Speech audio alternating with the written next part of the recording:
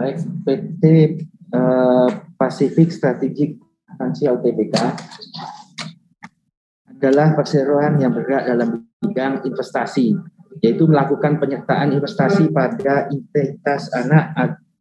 Adapun visi dan misi dari Pacific Strategic Financial adalah sebagai berikut. Visi menjadi perusahaan investasi terkemuka di Indonesia yang bersandarkan pada 5 pilar, yaitu kejujuran, ketekunan, pelayanan, pengalaman, dan disiplin. Misi perseroan adalah mengembangkan aset dan sumber daya manusia yang ada secara berkelanjutan. Berinvestasi untuk mencapai keuntungan maksimal dengan tetap memperhatikan risiko usaha. Ketiga, berupaya untuk terus meningkatkan kinerja perseroan dalam rangka pembangunan perekonomian Indonesia yang lebih kokoh. Kalau kita lihat kembali ke latar belakang perseroan, perseroan didirikan pada tahun 1989. Waktu itu masih bernama PT Citra Mas Sekurindo. Perseroan melakukan penawaran umum perdana di Bursa Efek Jakarta. Waktu itu masih bernama PT Bursa Efek Jakarta pada tanggal 18 Desember 2002.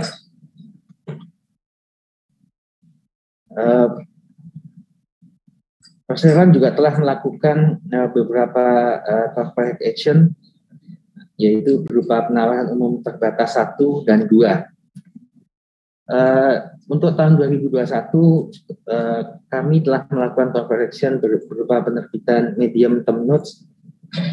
Yang pertama, dengan jumlah pokok MTN sebesar 400 miliar dengan jangka waktu 5 tahun dengan bunga MTN 9,75%. Susunan pengurus perseroan sebagai komisaris utama Bapak Agus Herlambang, sebagai komisaris independen Bapak Leon Tangi, dan kami dari direksi, direktur utama saya John Adijaya, dan sebelah kanan saya Bapak Uyan.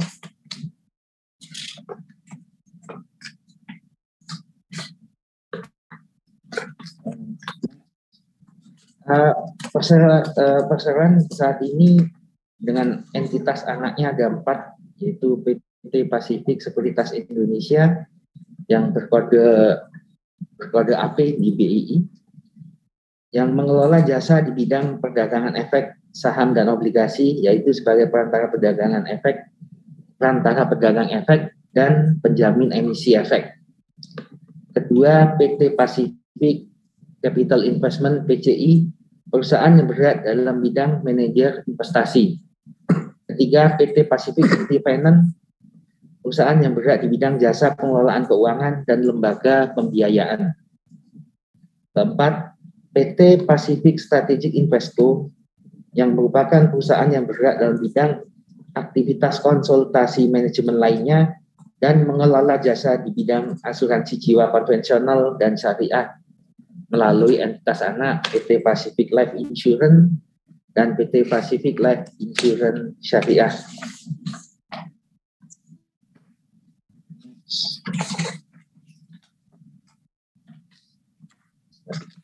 Nah, kita melihat susunan pemegang saham, mayoritas pemegang saham perseroan adalah publik masyarakat sebesar 62,77%. Pemegang terbesar kedua adalah PT Pan Pacific Investama, dan yang terakhir adalah PT Pacific Indo Corporat. Total saham saat ini sebesar 1.218.638.470, maksudnya ini dalam hal nilai ya. Dalam hal nilainya 1,2 triliun, sedangkan jumlah saham yang beredar 11.766.313.488. Next, kita akan masuk ke kinerja perseroan. Untuk total aset perseroan di 2021 mengalami kenaikan sebesar 21,60%, dengan jumlah total aset 5,9 triliun dibandingkan dengan tahun 2020 yang sebesar 4,8 triliun. Untuk total liabilitas mengalami kenaikan 30,92%, di mana di 2021 jumlahnya adalah 3,8 triliun dan 2020 2,9 triliun. Untuk ekuitas, total ekuitas sebesar 2,1 triliun, di 2020 sebesar 1,9 triliun, mengalami kenaikan 7,73%. Kalau kita lihat di laporan rugi laba, untuk laporan rugi laba, pendapatan usaha perseroan pada tahun 2021 tercatat sebesar 2,19 triliun, mengalami penurunan 2,79% atau sebesar 62,92 miliar rupiah dibanding tahun 2020 yang tercatat sebesar 2,26 triliun. Penurunan ini disebabkan oleh pengaruh penurunan dari premi bruto dan hasil investasi yang mengalami penurunan, yaitu masing-masing sebesar 86,29 miliar dan 61,97 miliar. Pada 2021, beban usaha perusahaan juga mengalami penurunan sebesar 2,05% dari 2,06 triliun menjadi 2,02 triliun.